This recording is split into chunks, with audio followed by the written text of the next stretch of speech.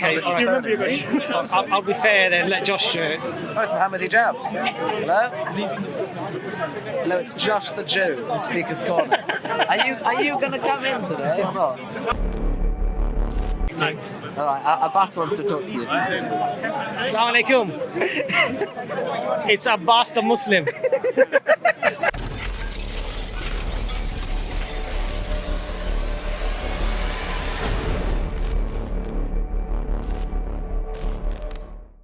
Now, is that preservation through an oral tradition or actual scrolls? Actual written stuff. It's been copied very, very well, very, very diligently, to the point that there's only 2 letter differences that exist in Torah scrolls today. Okay, so those scrolls you have, when do they date back to the earliest that you have? The earliest complete scroll that we have today, I think, is the Leningrad Codex, and I think that's like 1,000 or more, maybe a bit more than 1,000 years ago or something. 1,000 years ago.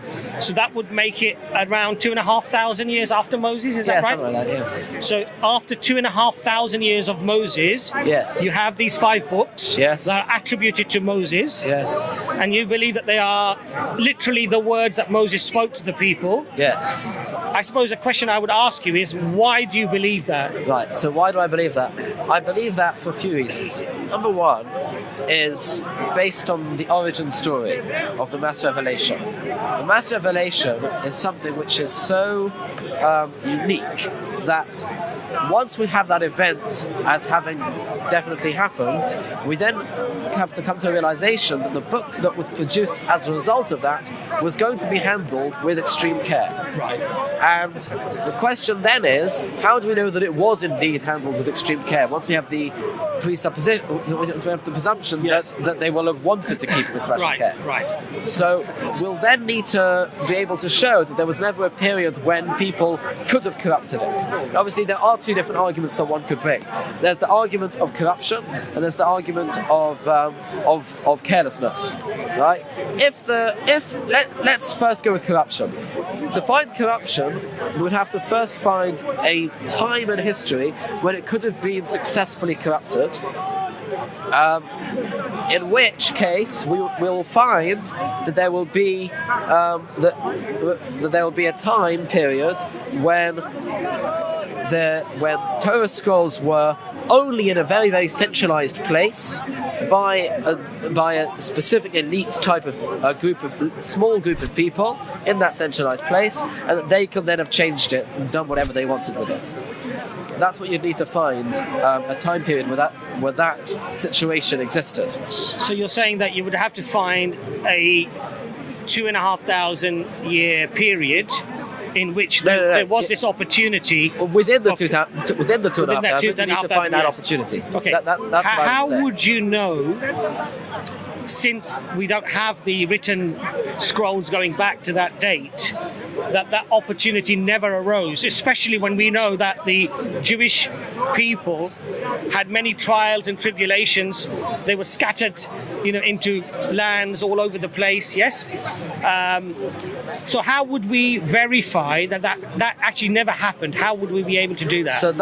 So the way we then do that is that we'll then go through the chain of the oral tradition and look at the different Torah leaders of the generations and look at how many people there were, who were they, when exactly did they live, where did they live, right? The type of generation that it was, and go through each generation one by one and look to see, could it have been then, could it have been then, could it have been then?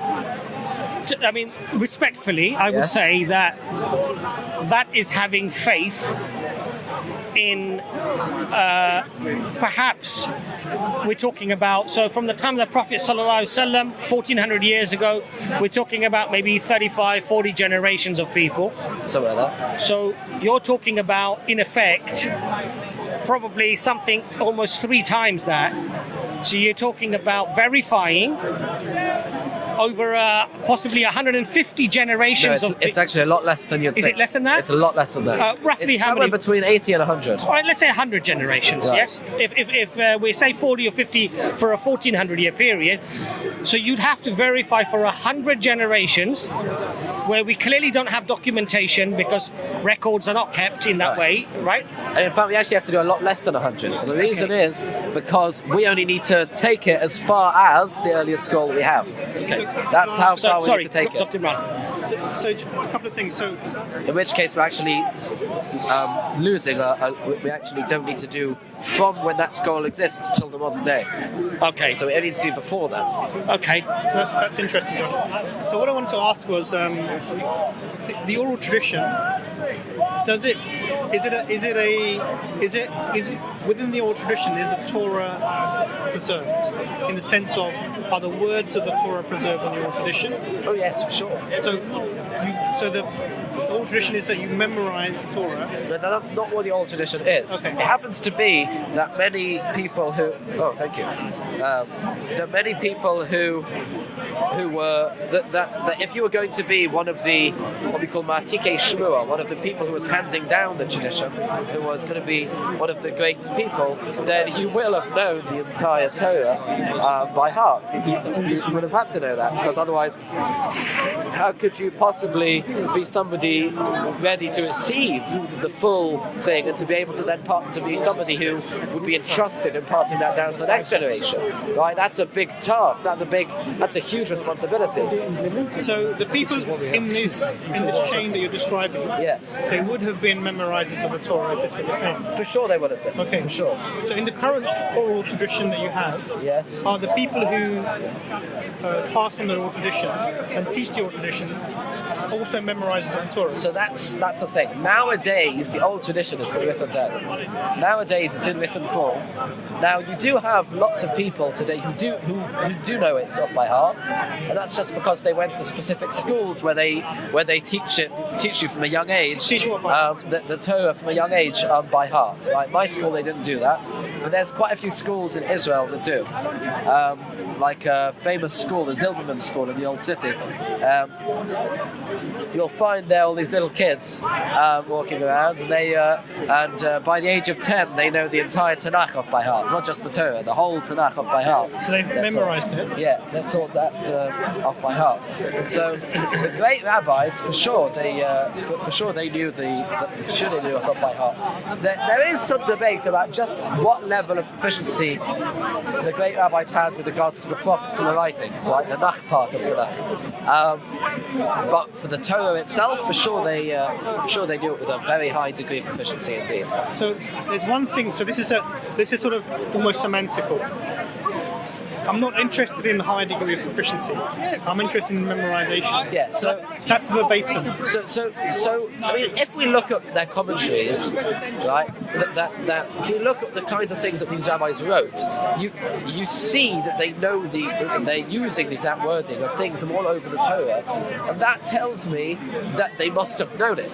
Because if you're being able to use this word exactly as it, and that word and this word, and that tells you something about their knowledge, and it wouldn't make any sense that they had not memorized the Torah, being that the responsibility. So it sounds to me like you're making an assumption within the transmission of the oral tradition that therefore there has to be a memorization of the Torah. The question then comes to mind: is there any way for you to verify that actually they were Torah memorizers when they were passing this on, or is this an assumption that you're making just within the structure of the narrative you have? I'm not sure if there's a way to verify. I'm not sure. Okay.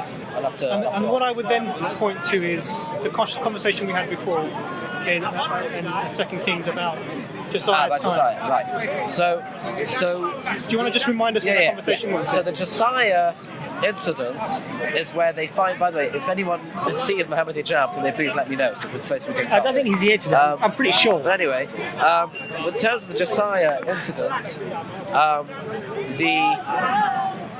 want to try and the story as being told in Kings and Chronicles is that Josiah leads a religious reform, trying to get rid of the high places and various things and idols. And then what happens is that Hilkiah the priest and Shaphan the scribe, one of them, Kings 22. I think so. Book of the Lord, that's it. 2 Kings 22. Yeah. So I'm just going to, just for the benefit of the audience, I'm just going to read it out. Yeah, here it is. Here it is. So basically what happens is that the King Josiah has ordered the Temple of Solomon to be rebuilt. Yeah. And in the rebuilding of the temple, a Torah scroll is discovered. Yeah, they renovate it, yeah. And then what happens is that the priest, he calls, or the rabbi calls the Torah, the king, and he shows him what we found.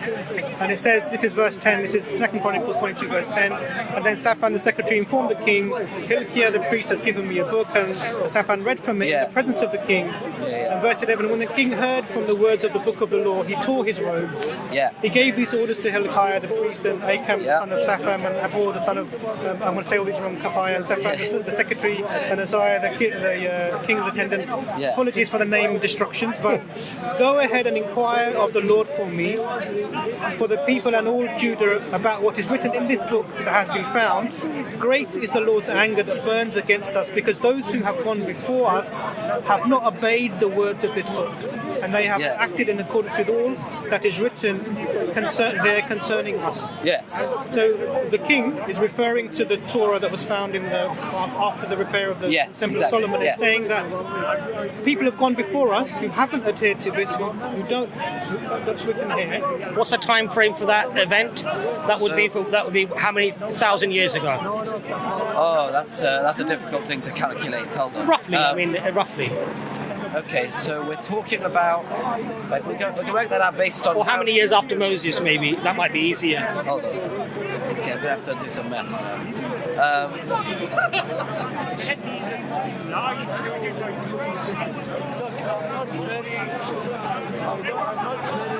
Okay, so... let's think.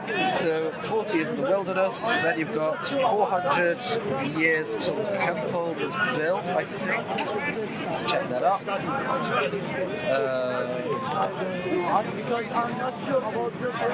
Okay, First Kings chapter 8.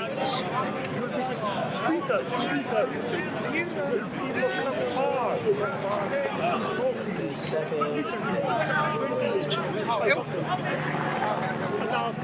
So whilst you're doing that, I'm just going to say, so the point from this verse that obviously I'm deriving is that there was a time when there were at least a generation, maybe two generations of the people in Israel, or at the time Jerusalem, who were unaware of the law, in that they had not adhered to the law, and the knowledge was refreshed when they found the scroll that was lost under the Temple of Solomon, according to this statement. So for me, that means at least 80 years. That's a minimum. It can be longer, but at least two generations of people who are unaware of what was written in the Torah. And the reason why I'm asking the time frame is that if we have the oldest Torah that we have today, which is 1,000 years ago, and this event took place 2000, right, 1,000 years before that, what that clearly shows and demonstrates, therefore, is that what we have 1,000 years ago would be different from what was found at that time, and potentially how many problems were there before that, you see? That's what I was sort of getting at, but yeah. Hold on. It's a verse that I need to find in order to help with the maths. I have not found it yet. Is it over here?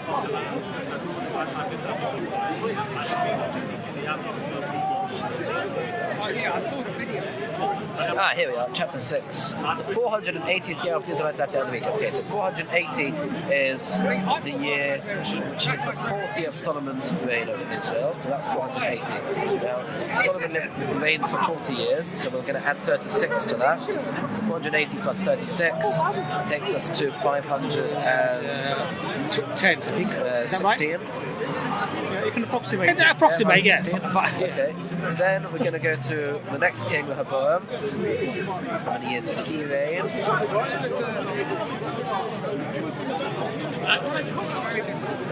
So we're up to roughly 500 years. Right. So then Rehoboam has...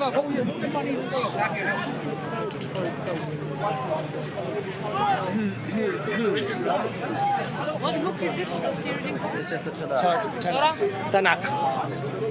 Tanakh.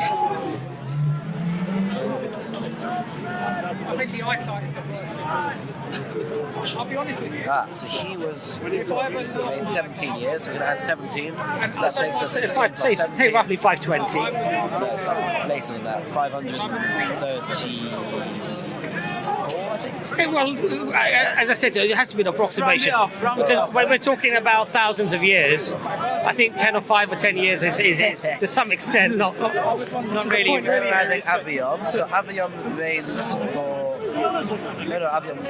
Aviom's then 3 years, so that's another 3.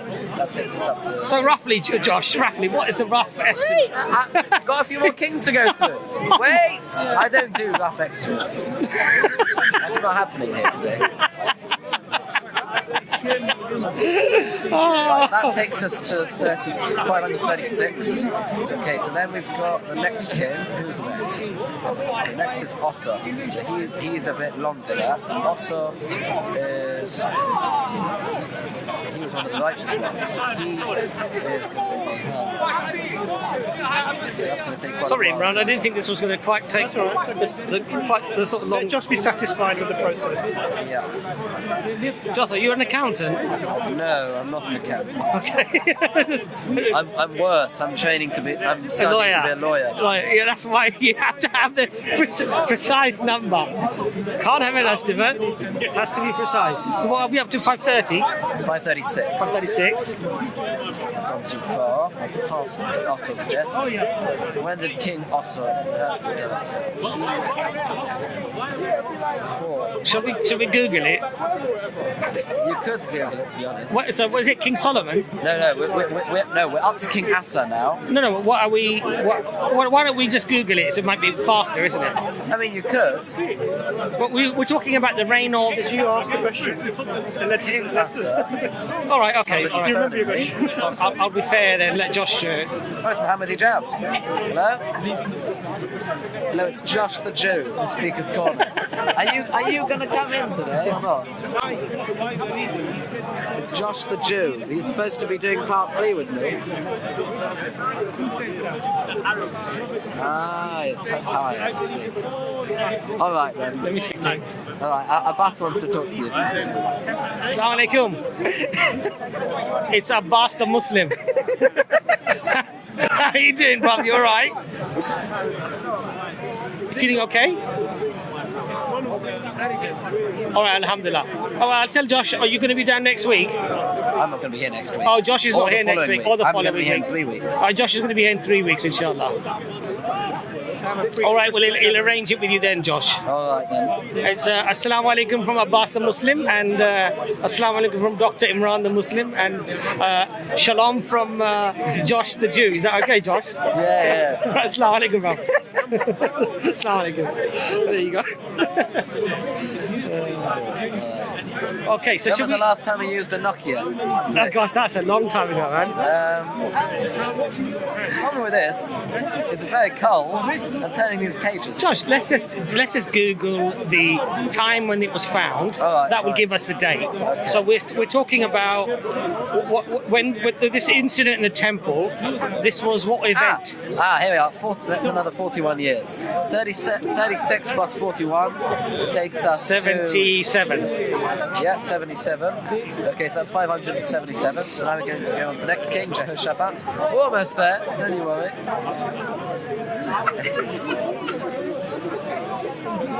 So for the viewers, you can fast forward this bit if you want. 500. I'm sure they've done that already. 500. We'll have to put the minutes in to skip. There's a reason it doesn't get very heated with me. It's impossible. It's impossible to get heated with me. So that's there's Jehoshaphat.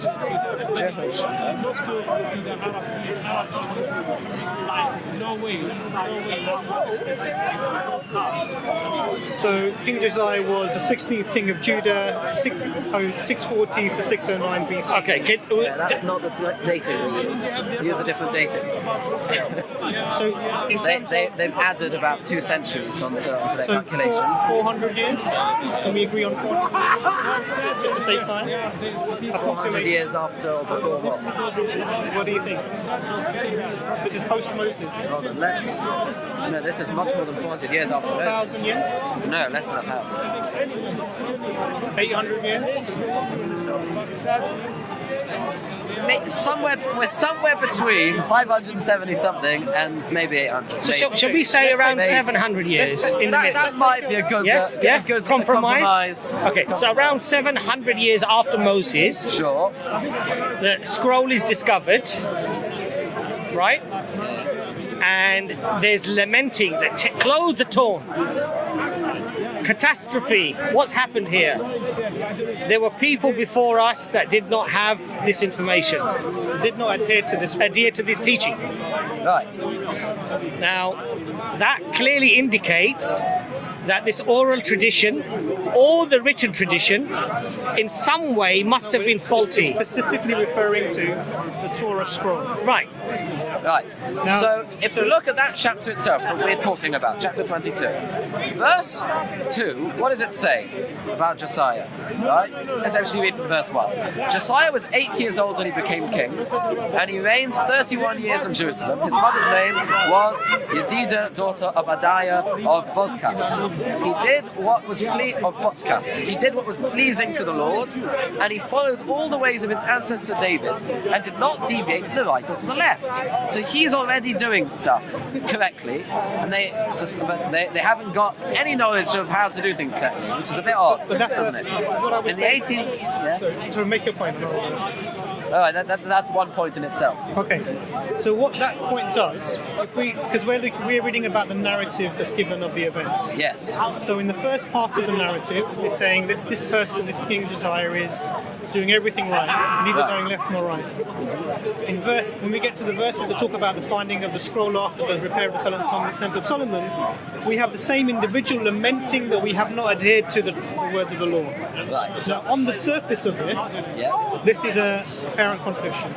In that, one aspect of this narrative is claiming adherence, and the second aspect of the narrative, from the individual spoken about, is claiming we weren't doing this. So how do you reconcile that? Well, that's what we're going to get to.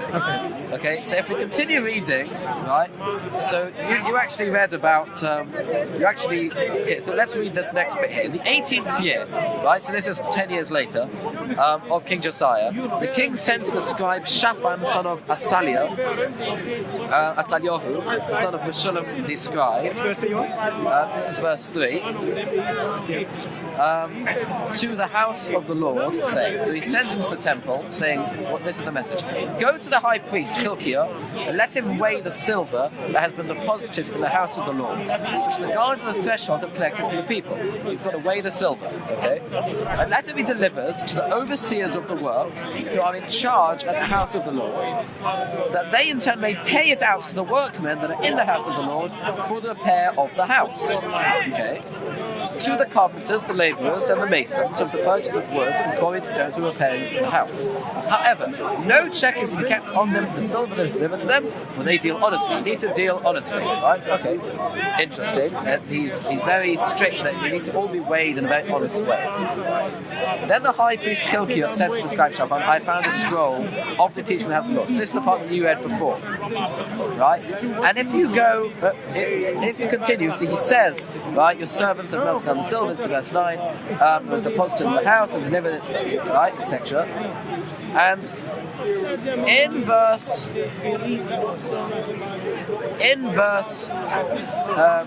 end of that verse, it says, the high priest Hilkiah has given me a scroll, and Shaphan read it to the king. Right? Then he hears it, he hears the scroll of the teaching, he rends his clothes, and then he says, go inquire of the Lord, etc. Okay? He said, great indeed must be the wrath of the Lord that has been kindled against us. So what exactly has been read to him? And what exactly is the resolution, the reconciliation of this, right? And what exactly is going on with the fact that he's telling them to go to the house, to put all these things there, right? Some sort of renovation is going on. And very, very concerned with dealing with them in a very honest way. And what exactly is the point of all this? You'd think the king, with all this power, right? He wants to centralize religious control, right? He wants to right? He wants to make sure that everyone is following what he says, and he hasn't yet found this scroll. So what is his deal? That every little thing's got to be very honest, but where's he getting all that from, right? And this is the same chapter where we've been told he's a very just person doing what God said. And then we find this scroll and he says, well, our forefathers haven't been following this. So which part of the scroll was read to him? And what exactly was this scroll?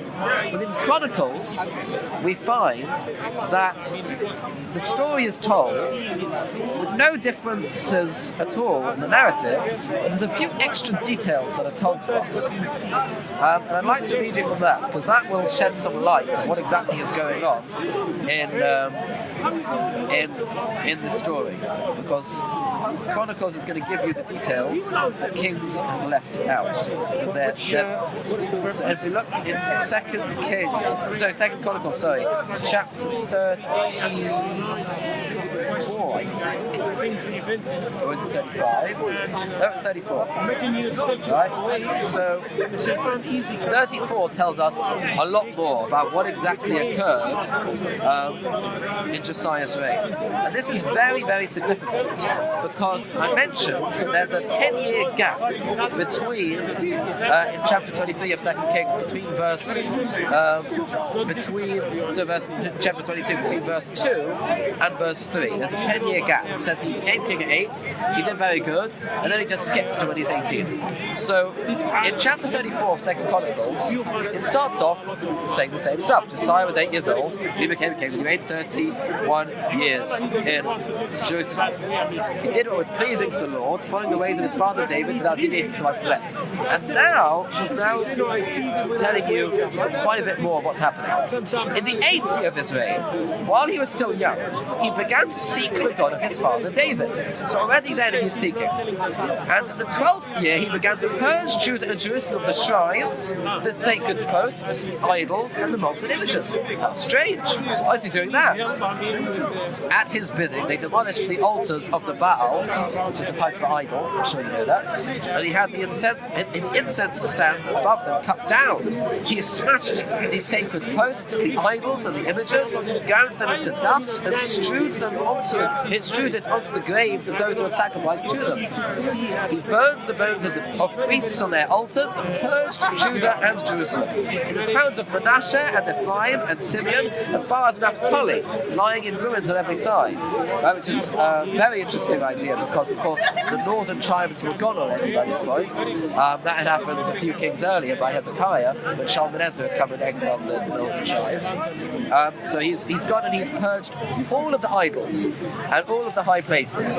He demolished the altars and the sacred posts and smashed the idols and ground them into dust, and he hewed out all the incense stands throughout the land of Israel. Then he returned to Jerusalem. So he's already done this huge reformation all around the country. And what exactly is this all in aid of? He doesn't know anything about the Torah. He's completely ignorant of all of it. And yet he's doing this whole big reformation. it doesn't seem to make sense. Lovely build-up. Yeah. In the 18th year of his reign, after purging the land and the house, he commissioned Shaphan son of Atzalia, Maaseiah, the governor of the city, and Yoach the son of Yoachos, the recorder, to repair the house of the Lord his God. Right? So now he's got them, right? Hashem is his God, he wants them to repair the Beis HaMikdash, the temple. They came to the high priest, Hilkiah, and delivered them the silver brought to the house of God. Right? They do the whole thing now with the collections of everyone. And we're going to skip a little bit because it's not so important, all the details there. We'll then go down to verse 12. The men did the work honestly.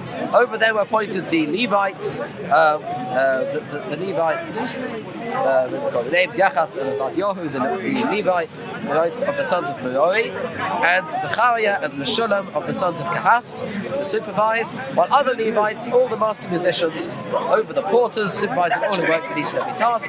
Some of the Levites were scribes and officials and gatekeepers. So there's a whole bunch of details, and he specifically got the sons of Merari to do stuff, which is interesting because the stuff that he wants them to do is the same stuff that in the Torah, in the book of Numbers, it says is the work of the children of Merari. He's got those people, so that's an interesting thing. And of course, he's never seen a Torah in his life. As they took out the silver that had been brought to the house of the Lord, You're sort of straw-manning the position in your commentary. explain. So what you're suggesting is that